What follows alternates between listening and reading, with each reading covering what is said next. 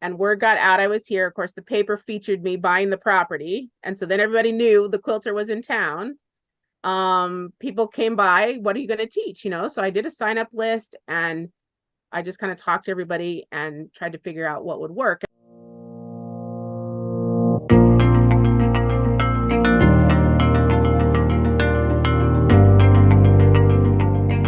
Welcome to Quilting on the Side, the podcast where we uncover the secrets to turning your passion for quilting into a profitable side hustle. I'm Tori from the Quilt Patch by Tori. And I'm Andi from True Blue Quilts. And together we're your co-hosts on this exciting journey of creativity, entrepreneurship, and all things quilting. We're here to help you navigate the world of quilt pattern design, course creation, digital marketing, and running an online quilt business. We've been through the ups and downs ourselves, so we know what it takes to make money from your favorite hobby. We are so pleased to introduce our guest for this episode of Quilting on the Side. I'm happy to introduce our audience to Marlene of Kissed Quilts. Marlene, please tell us a little bit about yourself and how you started quilting and how it evolved into a business. Thanks so much for having me. Really appreciate it. It's been fun to know Andi for a few years, and I think I actually met Tori before, so great to see you again and through the Zoom. But yeah, so quilting, how did I get started? Well, it's kind of a fun story. I, as a child, made a quilt when I was probably 11 or 12 years old. The neighbor lady said, this is a rite of passage. This is something that you have to do. And I did an overall Sam and a sunbonnet Sue and, all scraps from clothes my mom had made me, and put a Holly Hobby sheet on the back so that it was a little more modern. And tied it. We put a frame up, in the dining room and the whole deal. And I was like, yeah, this will never happen again. And then when 9/11 happened, I had retired from my banking world, my finance world, where I traveled all over the world. And I had friends or former colleagues who were on the phone with people in the towers when it went down. And it just hit me really, really hard. What if that had been me? Because that was my world. And what would have been left of me? I just had a high finance job, even though I was in systems, but that kind of a thing. And what did I have what would have been my legacy? And our church, so I don't know if it was an intentional thing because I didn't show up at the beginning, but they started a quilting exercise on the weekend, and you could come in on Saturday, Sunday, and just kind of saw it as therapy. I saw it as therapy, but I knew I could get up to better things on a Saturday night than learning how to quilt. So I didn't go. Well, the second month I went on Sunday and made a flag just out of the scrap bin, just kind of my own inspiration. Of course, a flag. We were all being very patriotic. And I still have that. I have it hanging in the shop, actually, because I've come a long way. But the next month, the teacher was in a car wreck. And so I was prepared to go to class. So I just taught the class. Wow. Somebody had to lead out. I wasn't really teaching, but I can read the book. And my background is in systems engineering. I had an MBA, so that's how I got in the finance world and doing systems there. But you can lead out in something. And I suggested we all do a practice block with the color wash technique that we were learning. And I would then put them all together, and we made a duvet for the teacher because she made a lot of quilts, but she never had a duvet cover. And so so I didn't have to quilt. I didn't know that part yet, and she loved it. And I'm still in touch with her. It's really a kind of cool thing. But that sort of started my journey in adult quilting, if you will. And I created a schedule of things we were going to learn, stuff I wanted to learn. And so I just kind of started leading out in that group. And about a year later, I moved out of California to Washington. Job change didn't really afford me time to quilt. But my colleague's wife was a quilter, and she invited me to the local guild. And they did a block of the month. Okay, I could do a block, maybe a month, And my travels with my work took me a lot of places. And so any spare time, I was curating fabric.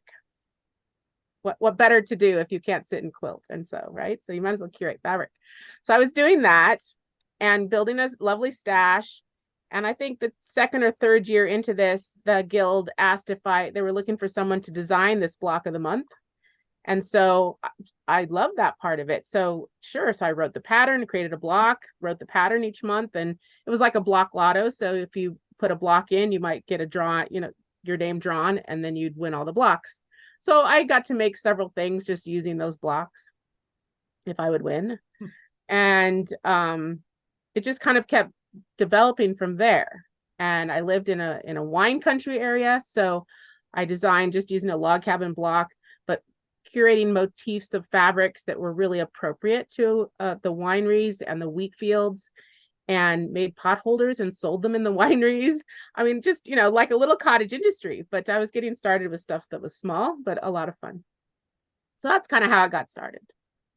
Well, that's fabulous that you took the brave step as a very novice quilter to go ahead and learn by doing and bring the group along with you for that. That's fabulous. So I know you have a quilt shop with several other aspects of quilting services. So tell us a little bit about the mix of products and services that you offer as a quilt business owner. Yeah, so it's evolved over time for sure. When I got married, which is the real transition point in my quilting to a business situation, my husband shortly thereafter got a job that was going to put him on locations for 2 years at a time. And it seemed more appropriate that I be self-employed. And quilting was a great hobby of mine at that point. And his first 3 weeks of training were right over the top of market in Houston. So I got permission from his company to join him, at least in the hotel room, and got to go to market. And he came down and interviewed the companies with me that were selling machines, because I really wanted to get my own long arm. That was where I was headed in the business. And I had taken a class 4 years earlier to be certified on a long arm machine. And that day of the class, it's a one-on-one class. By the end, I had already quilted not the practice piece, but also another quilt freehand. And she said, "You have a gift. You need your own machine." And that was sort of the affirmation and encouragement that I needed, that this was a direction that perhaps I should head in the right timing. And at the time I was single, and, I was kept looking at what I could afford, and still was busy with work. And it was once I got married and the job situations were changing, this is when I should jump, And so I ordered a machine, and it came in a couple of weeks. But in the meantime, I put 12 quilts together that were panels and 9 disappearing 9 patches, just a whole variety of things, but intentionally planned every single quilt to have a different style or technique of quilting to try. And I knew these were all going to charity, so I had no pressure.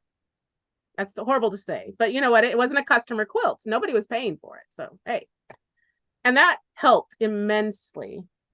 And by the time I was finishing the 12th, the word on the street was that I had a machine, and someone contacted me and said, "I have a quilt for you to do." And she wanted custom work. And I was like, "Oh, are you kidding?"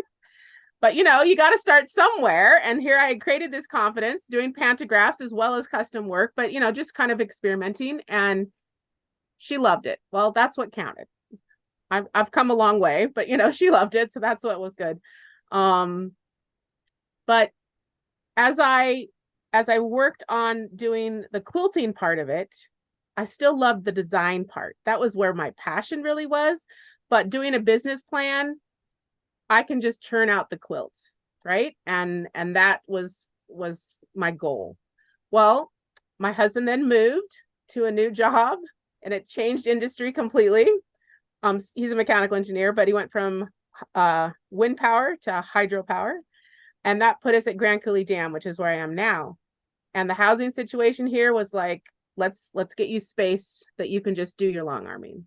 So we found some commercial space. I mean, I am smack in the middle of town at the main street and the highway. So I have a perfect location. And everyone came in thinking I had fabric, and all I had was my 10-foot long arm in here. I mean, it's a small building. It's 350 square feet. It's just was to be my little studio.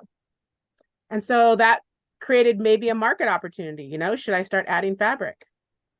And so I did. And the little bits I had weren't really enough to bring everyone in, right? Because if you don't have the whole color palette, you won't necessarily get the extra piece you need to do your project. Because a lot of people were coming in with their stash and just needing 1 or 2 more pieces. That was what I was finding mostly. They weren't necessarily wanting to come in and have a whole kit, you know, to do a whole project. There were a few, but mostly it was just that one extra piece they needed. So this color wall is where I went. So I continued to kind of check market out. Occasionally I would go to market. And so when that decision kind of came to fruition, I'm like, okay, I'm going and I'm going to look at all the blender lines and decide what I like the best in terms of feel, what I like in terms of applicable to any genre. And the Northcott Toscana line is what I found to be the best for my reasons, you know. Mm-hmm. And it's been great. It's really done well for me. And that really helps people realize, okay, she will have something that will work, because it works with any genre of quilting, of style, you know. Yeah, that's really smart way to build out your inventory, because I know it can, you know, you kind of get that feeling when you're looking at the distributor catalogs that, oh, I need all of it. It's all so beautiful, but you really have defined a good strategy there, it sounds like, for stocking your shop. Yeah, and it was like 130 some colors, and they sent like, I don't know, 10 or 15 a month. So it wasn't a huge hit every month to your, you know, cost levels. And it was something I could do over time. And that seemed like a good solution to this small little space and small little shop, you know, because I didn't know how long it would take me to even recover that inventory cost. And that was a big aspect. I live in a very small community.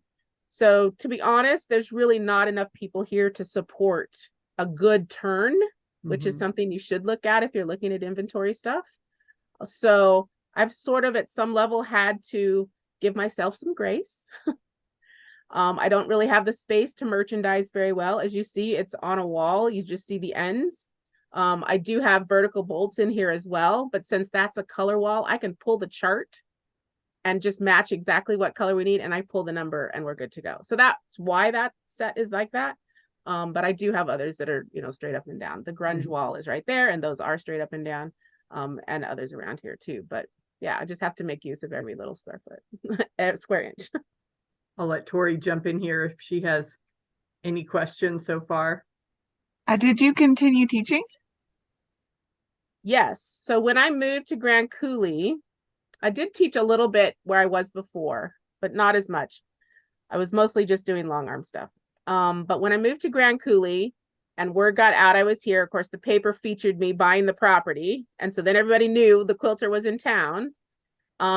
People came by, what are you going to teach? You know, so I did a sign up list and I just kind of talked to everybody and tried to figure out what would work. And the first thing we did that I remember, I mean, it's been over 10 years now, but it's to look at my book. So I had won a ribbon at AQS Des Moines back 10 years ago now. And it resulted in a book deal with the co-author, myself, and Lila Gardunia and myself with AQS. And this book, it uses the Rosie the Riveter premise of learning, skill building. And my Rosie Baum quilt is the one that won the ribbon. And Rosie's print of the poster is right in the middle of the quilt. But the idea is that you learn skills one block at a time. And so I said, let's do that.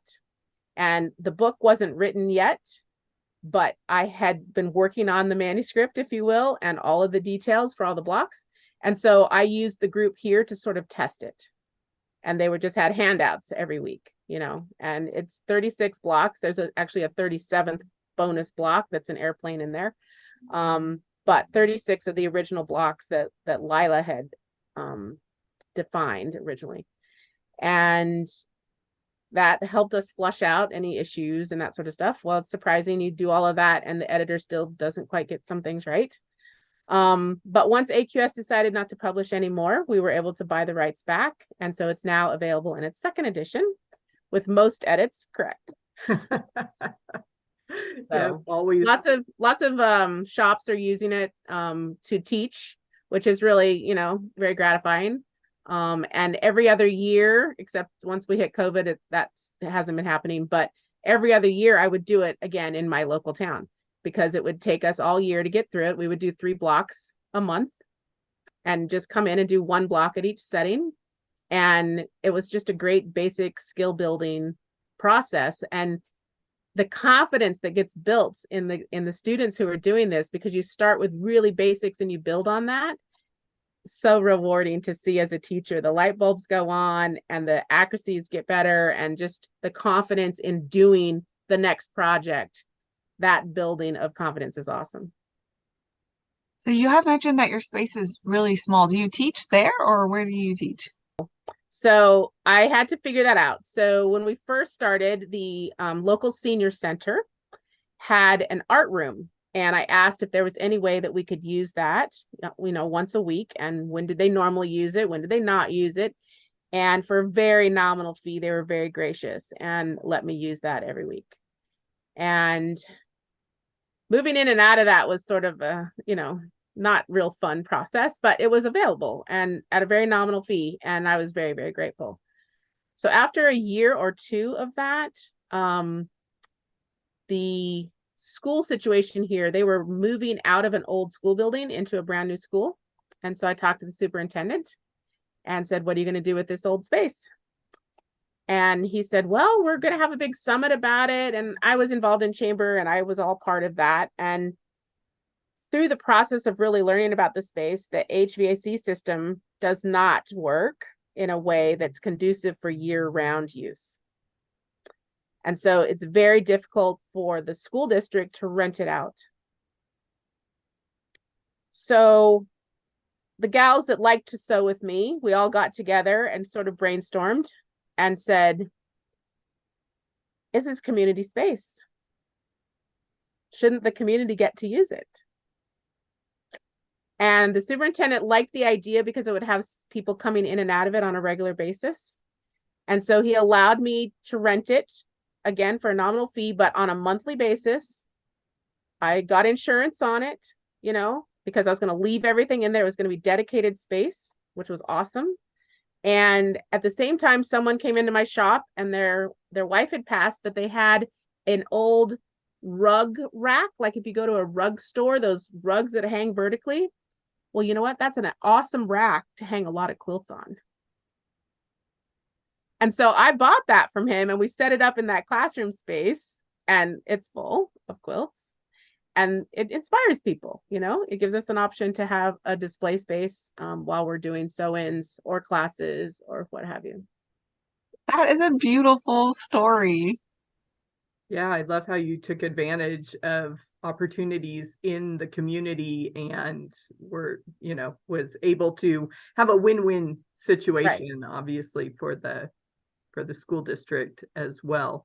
Have I, following you over the last few years, is your shop open most days of the week, or were you running it on a part-time basis? Was that during construction, or how has that schedule evolved?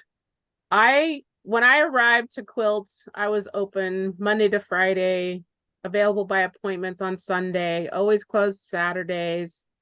Had a little pushback on that, but I have other obligations on Saturdays. And so that's just how I choose to operate. Mm-hmm.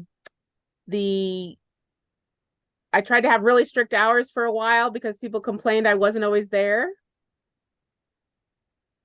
And they still didn't show up. So lately, COVID helped this, but lately, I could work through COVID because I was here by myself. So it was really not a problem. And I opened up, drop it at the curb or I deliver it to the local community, no problem. And that was fine. And that worked. In fact, back in 2018, I made the decision to put my product online. So I was ready when COVID hit. And that was one of the best things that happened to me. I was not in a catch-up mode, a pivot mode. I was already there and my online took off. It was amazing. I can't say it stayed, but that first year it was awesome. But adding fabric, compared to my quilting, it kind of doubled my revenues. Just kind of gave another avenue, of revenue there. But one of the things that I enjoy is that design part. And so I have worked diligently to try to create relationships with fabric companies. And I have done a lot of patterns, over 50 now, with various fabric companies when they're releasing their new product lines. So I get advanced digital images. I'm an electric quilt artist. I use EQ a lot, and pitch designs to them, and they choose them or don't choose them. I mean, it's just give it a try. But that's been another very good revenue stream for me. It could probably be better, but part of my self-employed, I'm just following my husband. We're in a location that really doesn't warrant this sort of a business. I have to give myself grace and just do the best with what we can. And right now we're actually working on larger space because an opportunity got presented during the whole COVID time for one of the businesses in town that had been closed for many years. The shop was barely used. She had rented it one time, but then it closed it again. And she just was ready to be done with the ownership of it and got it for a decent price. Ended up with a lot more renovations than was expected. So we're still working on it, but it allowed me to have my classroom space in my shop. And to me, that's what I felt. If I looked at my business model, the biggest missing piece was when you're having a class, where's your product to sell? You're either hauling it up there. I mean, it's 2 blocks away, but you're hauling it. You still have to haul it.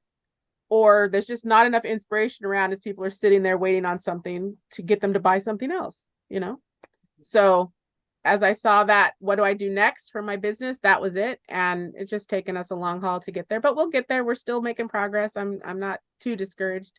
I was at first because I thought it was going to be pretty quick, but my marriage is most important. So yeah, definitely.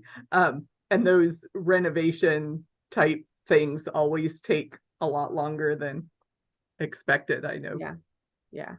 And not only to our fault. I mean, there's definitely our own issues and times and resources, but COVID created a whole nother set of resource issues in terms of just getting workmen in and all that kind of stuff too. So Really enjoying listening to how you progress, like how you started, why you started, and then how it's gotten bigger and bigger. It's a great story. Thank you. It's fun to share. What insights over the years, obviously you mentioned developing the relationships with the various fabric companies and things. What have you learned over the years and been most successful with marketing? Because that has always been the kind of the downfall, I feel like, for a lot of people, myself included, that come in to this with no business background, that we just think, oh, I like quilting, I can teach people how to do this. And then, we can't all be Field of Dreams building it out in the field and having people just show up. Right. I struggle with that. I'll be honest. At first it was like, well, how do you get the word out that you're even quilting? Well, you put your stuff in shows, and try to be as visible as possible to the guild, whatever quilt groups are around, without offending them, which they easily get offended. I'll just tell you, oh, there's someone else who's doing what I'm doing, or whatever their issue is. But quietly in a showing, people can see your quilting, they see who did it, and they'll contact you. That word of mouth is absolutely the best from that standpoint. Once I created a brick and mortar, the locals, some were so excited and they wanted to take the classes and all the rest, and others were like, she's not from here, do we trust her? So you have the gamut of stuff. Part of my strategy with working with fabric companies, getting my patterns displayed in their marketing materials, is just to create a bigger presence, right? I think the most hilarious thing is participated in Row by Row. So that's an event that brick and mortars do in the summertime. You have to pay to participate, but I got into that like the second year it kind of went nationwide. And somebody came from the west side of Washington, and their first words as they come in the shop, now mind you, 350 square feet, she says, "Oh my, you have a very large online presence." Okay, what a nice compliment to take as a huge dig, right? But all right, whatever. But that stuck with me, and people walk in and roll their eyes because there's like they're claustrophobic, and that's a big reason why we're still working on that renovation, and we're going to be persevere and get there, because you can't even see everything I have in here because there's just not enough space. So I've kind of created my own problem. If I had brought no fabric in here, I would just be long arming and I'd be fine. I mean, my costs would be minimal, really, because I bought the building. I'm not paying rent. I mean, you just got your taxes and your utilities, So Facebook, I post every single customer quilt I do gets a detailed shot of my quilting. And then I put like all the details about it. The name of the pantograph, I'm all hand guided, but I use a lot of pantographs to do stuff. Or if it's custom, if it's all the details of the different custom elements, what thread I'm using, what batting was there, all that kind of stuff, just as trying to be educational, right? So there's lots of posts on my Facebook or Instagram with that. Once Instagram started going, I resisted, and then I finally jumped in. And when you can do both at the same time, it's helpful, but that doesn't always work. They flip them upside down. I mean, you never know the technology, but I'd love to grow my followers on those just to gain more traffic. And I just have so resisted buying it. I just want to grow just organically and be true to myself and who I am. And I'd love tens of thousands of followers, wouldn't we all? But it's just not there. So I do what I can. It's just me. I don't have employees. I don't have people working for me. Two people coexisting in here would be very difficult. I do have a bathroom, but it is 350 square feet. So but once I'm in the larger space, we'll see. We'll see if the business model can expand. We'll see if it can, if that can happen. If it means I could be open on a more regular basis, because if I need to leave town for whatever reason, then I'm closed. Right. In the early years when I was here, occasionally I had someone else cover for me. I couldn't pay them. I felt horrible. I said, bring your machine in. Now I don't have a space to bring your machine in, just sit here and accommodate if someone from out of town drives in. So everywhere that I have it, on Google, on my website, on Facebook, best by appointment. If driving from a distance, please call ahead. It happened this morning. Someone called from 20 minutes away. I was still at home. I'm 5 minutes away. I was here. Like, there was no problems when she arrived, So it's just that small of a community that I just have to make do with whatever's going on in my life too. Could you circle back and tell us a little bit more about your book and setting up the block of the month? Do you provide any resources to the other shops or to run that type of program based off your patterns, or do you figure that they can figure it out from the book and the instructions that are already there? It's all in the book. There's no extra stuff. I'm intending to change that when I'm in the new space where I can actually have like a video space where I can set it up with nice situation on a more consistent basis, that I could do a little video tutorial for each block. Go get your book, get your fabrics, but here you can watch how to do it. Not sure exactly how I'm going to go about that, or if I'll set it up as a pay-per-view kind of thing or what, but that's definitely a goal of mine once I'm in that space, and to have more opportunities to do tutorials for my patterns or whatever. Yeah, that's really fun. I love that. I love that you're so innovative in such a small space. And I think that can really inspire so many people out there. And I think that it can really push your presence online just with inspiration. And then my other question about your marketing with just using Instagram, how many followers do you have? Do you know off the top of your head? I'm getting close to 1,000 on Instagram. Okay. I've got 2,000 or 3,000 on Facebook. So still not much either way, but yeah, it is what it is. Do you want to Okay. see this space? Yeah, we Sure, I would like to. So I have back in this corner different fabrics, all my island batiks and stuff, but novelty and other things. But then all my pantographs, right? And my shipping department right there. And then I have the Toscana wall. And then we've got like neutrals down here. And the grunge wall and my local people fishing and native prints. Because the Indian reservation is just across the river. And then just recently, I added a movable cart. So I can spin it around when people come in and whatever we're trying to look at. But these cubbies I had in my house where we lived before and were full of the orange and green fabrics. The local colors of the university were orange and green. And this whole thing was full of that. And this is all I have left. I just sold it off kind of like yard sale stuff. Okay. And some seasonal stuff and landscapes up there, which, you know, don't get looked at too often, but when appropriate are there. And just other stuff. A little bit of tulip pink down there. And we kind of keep walking around here. There's all my patterns. Those are my own patterns. And there's my long arm.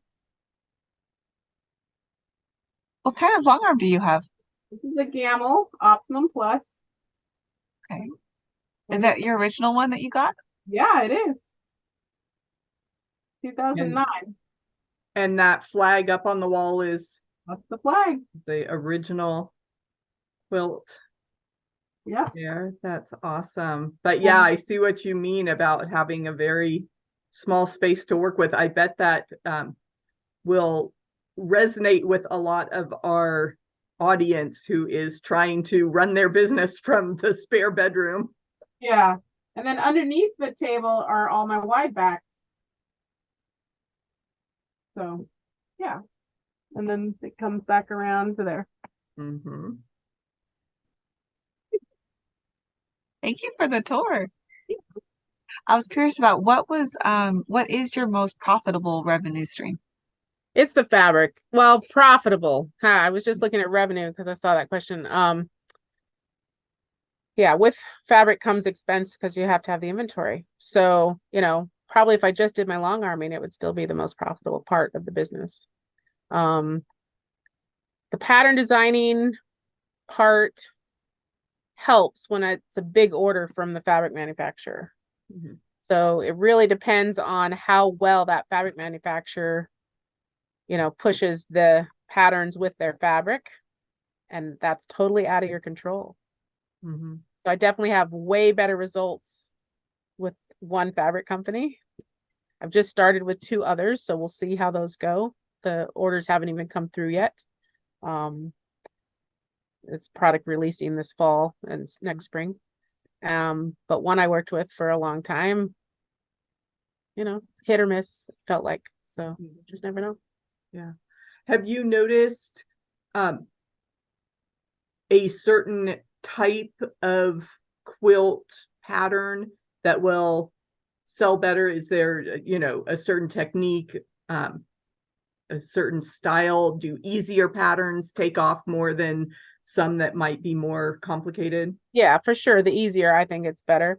I have a quilt that's currently on the show circuit, and it's a pattern that I wrote quite a while ago.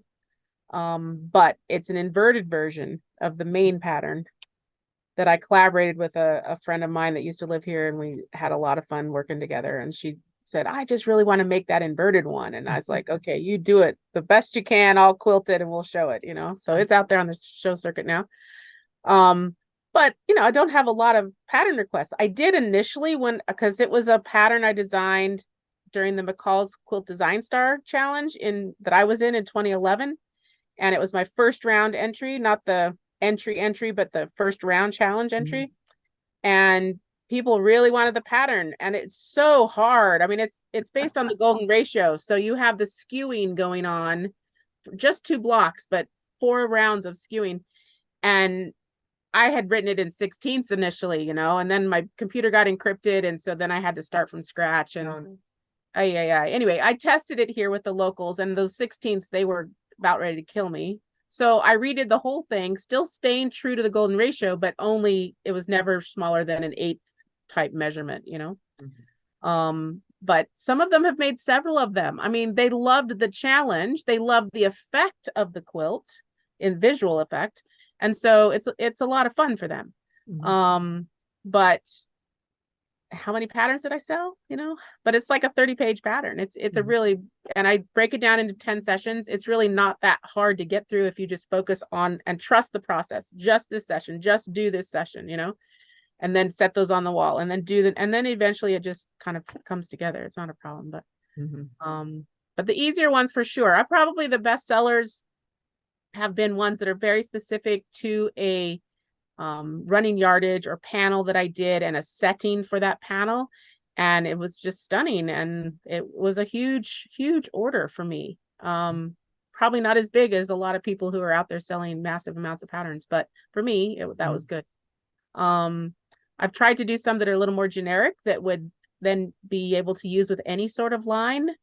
And I don't know, sometimes they just feel too generic and not that popular, but they're still fun to design. The designing part for me is what's fun. So yeah, whether they pick it up or not, oh well, I did it, it's done. It's out there.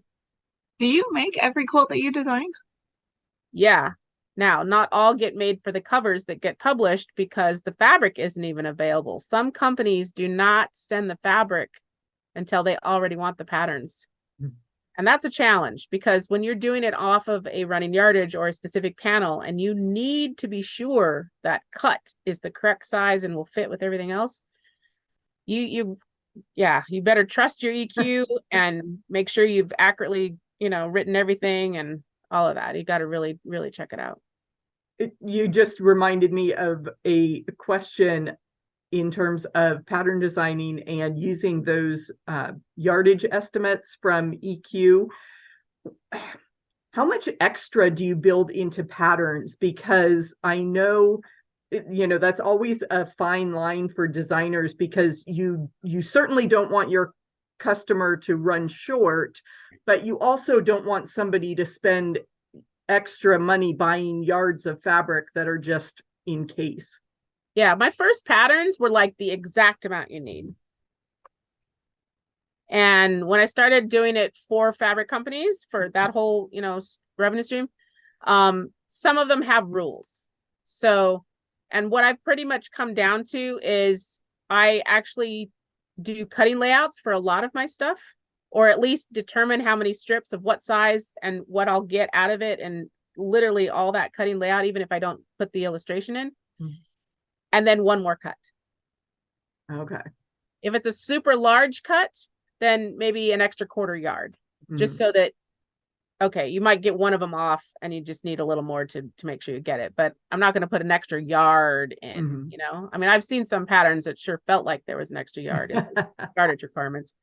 But I usually try to lay out the cuts so that, and if it's really critical to get a direction, from the fabric off the selvage, then I do draw the illustration and say, you need to cut this along the length of fabric, do these 3 cuts or 4 cuts, and then turn it and do all the rest, and it doesn't matter, or whatever the situation is. But the length of fabric does not seem to be the norm in patterns, but for cutting borders, I find it way better to get non-wavy borders is to cut your length of fabric.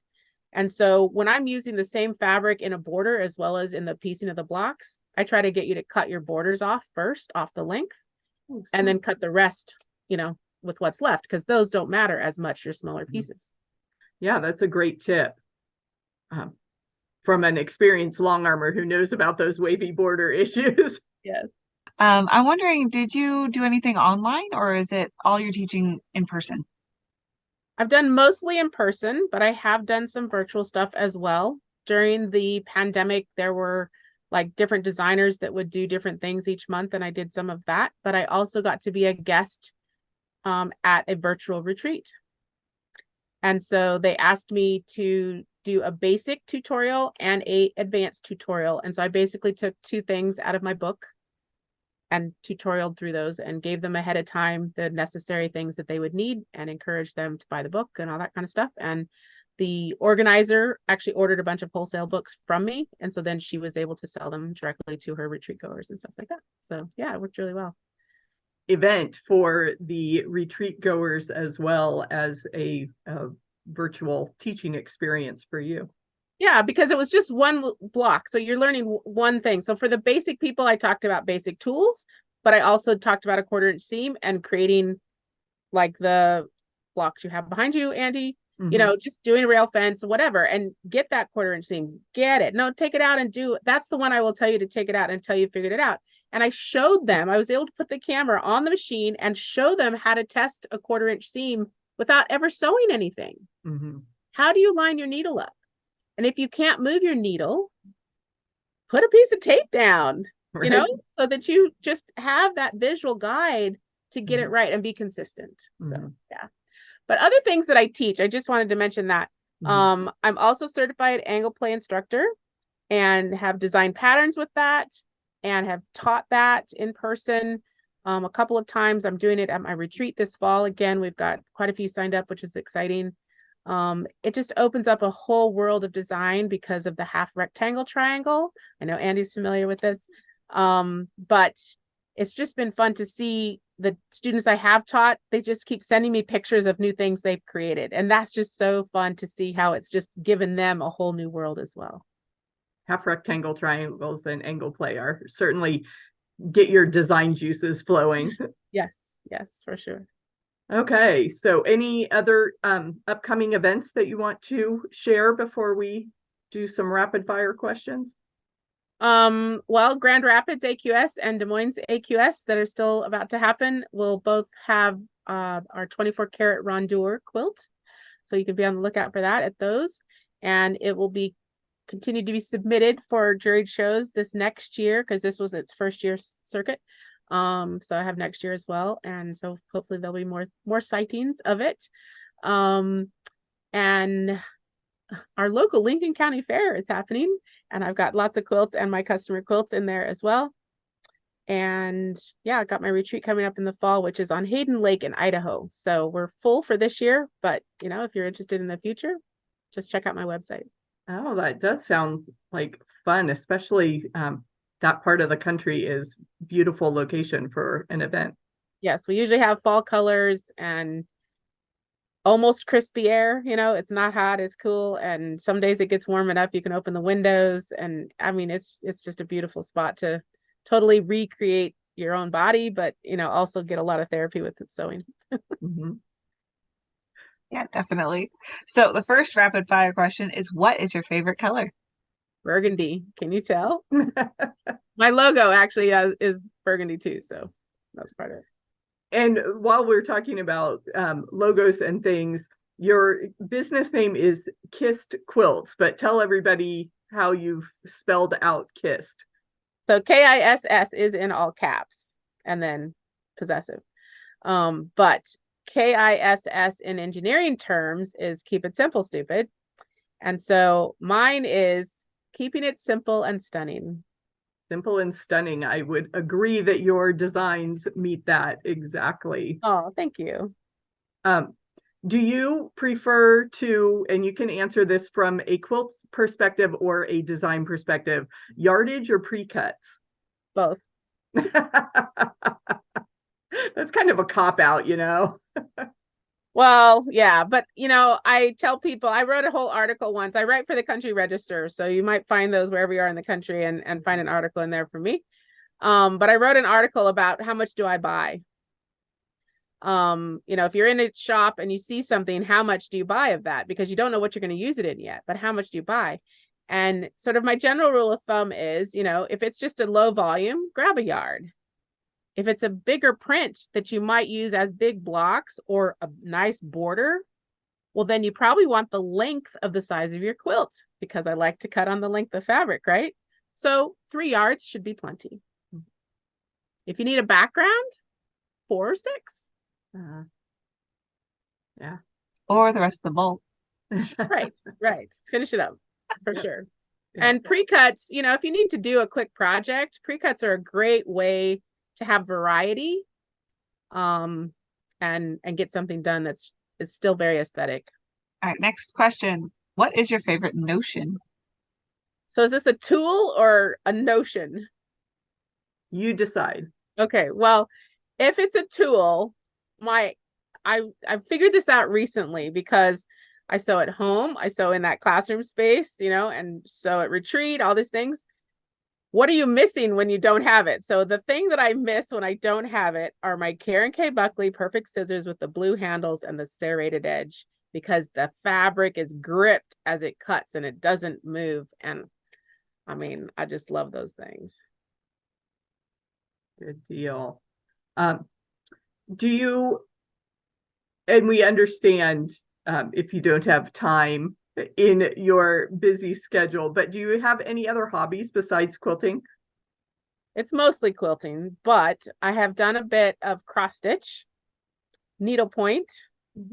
Those are all very transportable. So when I worked abroad, I could take projects like that with me. I did a lot on the plane, or when I was, relaxing in the evening, that was a very portable project. I've done a little bit of crochet, but since from a very early age, I was a stamp collector. And with all my travels, tried to do some fun photography as well. So very cool. And last question is, and this can be quilting industry or not, but who is inspiring you right now? The people who can create a huge online presence and get lots of people to join their sew-alongs or lots of people to buy their kits. I'm very jealous. Yeah. But I just keep watching what they're doing, how they're doing it. I try to pick up on tips. I think to begin with, they had a following. Somehow they created that following, whether it was viral because of something that they posted or they were in a show and it went viral. I've tried to just kind of figure that out. So that's why I still occasionally put stuff in big shows, because you never know when it's going to just pop. Mm-hmm.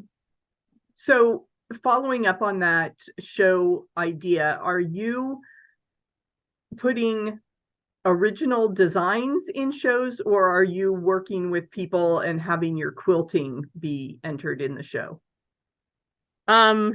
Since it's usually me doing the entering, because I'm paying the entry fees, it's going to be my design. So I hope to sell patterns. I hope for people to come but you pretty much have to custom quilt it. Otherwise it's hardly show worthy. I have entered stuff that's panographs that's gotten in, so don't be afraid.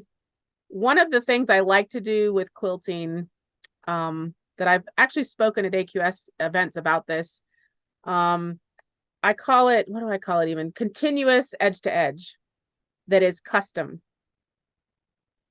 So in a quilt that has a good consistent gridding to it.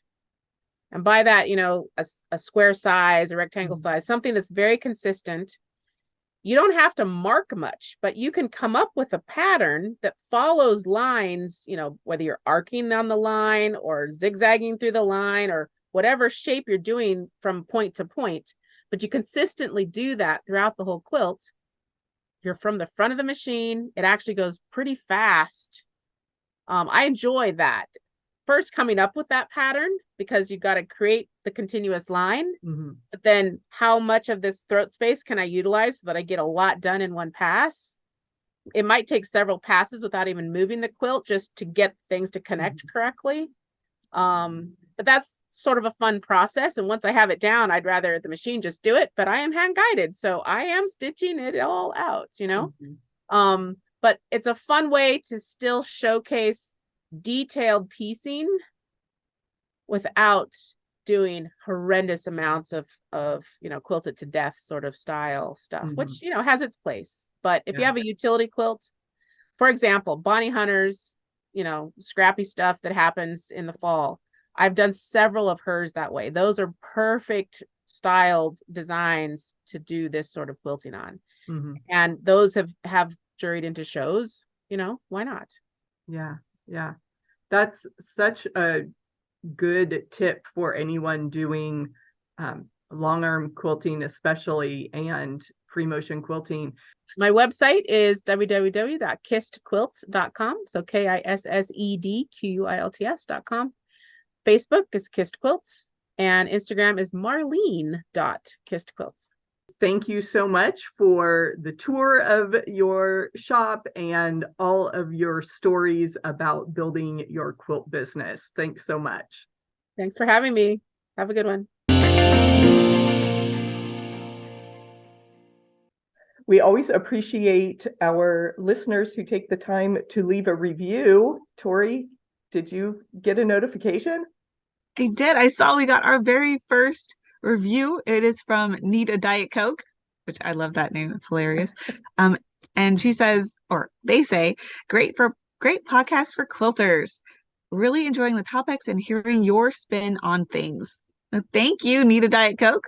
Feel free to reach out, and we would love to thank you more personally. Yeah, we'll definitely have to look for Need a Diet Coke on social media and continue that discussion. We're glad people are finding value from our discussions.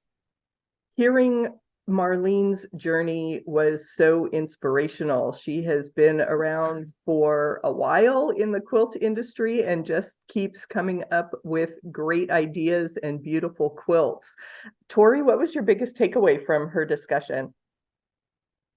I had quite a few. I love how she built her business, how she took one step at a time, and she made sure that she was solid at each step before moving to the next one. So she wasn't she didn't try to take on too many things at once, so she wasn't overwhelmed. So she made sure she could handle how to long arm, and then got a long arm, and then got customers for the long arm, and then found a physical space. And I know it sounded like some of that was a little serendipitous, but for the most part, she seemed to make sure she was solid before she added on something else. Yeah, and we have heard from other business owners that listening to your audience and your customers is really key. And I think Marlene did that too when she was telling us how she added fabric and really made sure that she stocked her shop with things that her customers and the local community could use, and didn't just take on some of those purchases just because she liked the items. She made sure that obviously she was meeting a need there.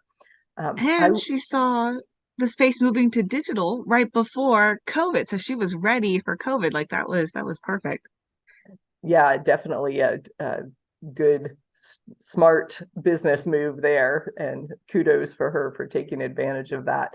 I was also impressed with how she is able to look for opportunities close to home, repurposing that old school building and just finding a way to make it beneficial for the community as well as her own needs. I just think that was really smart. And, looking around her town to find retail space that meets her needs and also allows her to serve her quilt community is wonderful to hear. So you don't always have to, go very far to make a big impact. So that was well done by Marlene of Kissed Quilts. So if you are finding these episodes as inspirational as we do, and you need to take notes, Tori, what would you suggest?